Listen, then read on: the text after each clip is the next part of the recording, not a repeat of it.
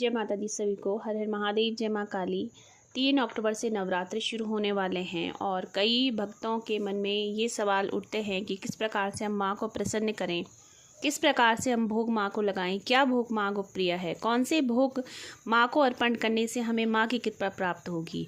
देखिए, वैसे तो आप भाव से माँ को कुछ भी आप भोग लगाते हैं, आप चीनी के दाने भी माँ को भोग के स्वरूप अर्पण करेंगे तो माँ वो भी प्यार से स्वीकार कर लेती है।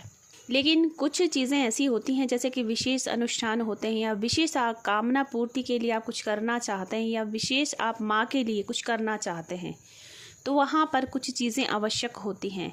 यानी कि माँ के कुछ विशेष भोग प्रथम दिन से लेकर के नवमी तक के, अष्टमी तक के।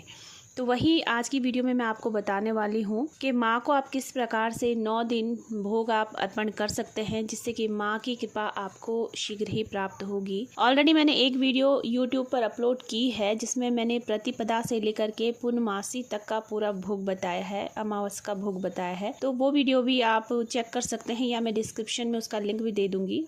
यदि आप उस प्रकार से भी भोग लगाना चाहते हैं माँ को तो आप वो भी कर सकते हैं। लेकिन इस वीडियो में मैं एक विशेष भोग आपको बता रही हूँ। 9 दिन तक आपने क्या क्या किस प्रकार से भोग लगाना है, ध्यान से सुनिएगा। जो आपका प्रथम दिवस होता है यानी जिसे प्रतिपदा कहा जाता है, उस दिन आपको खीर का भोग लगाना चाहिए। और जो अंतिम दिन होता है नवरात्रों का, कुछ लोग अष्टमी पूजते हैं, कुछ लोग नवमी पूजते हैं, तो उस दिन भी माँ को खीर का ही भोग लगाना चाहिए।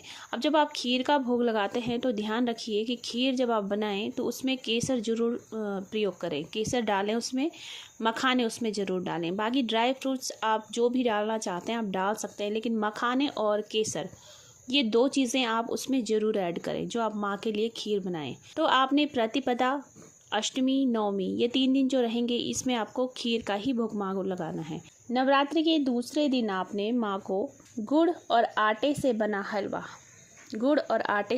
हलवा का भोग लगाना है।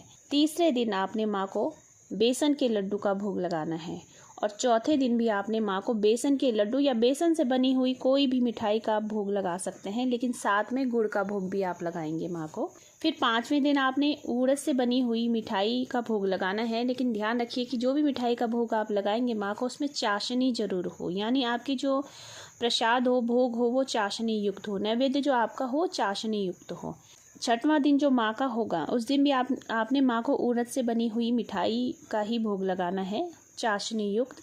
साथ में आज श्रृंगार भी चढ़ाएंगे माँ को, यानी 6वां जो कात्यायनी माँ का जो दिन होता है उस दिन आपने श्रृंगार भी साथ में चढ़ाना है।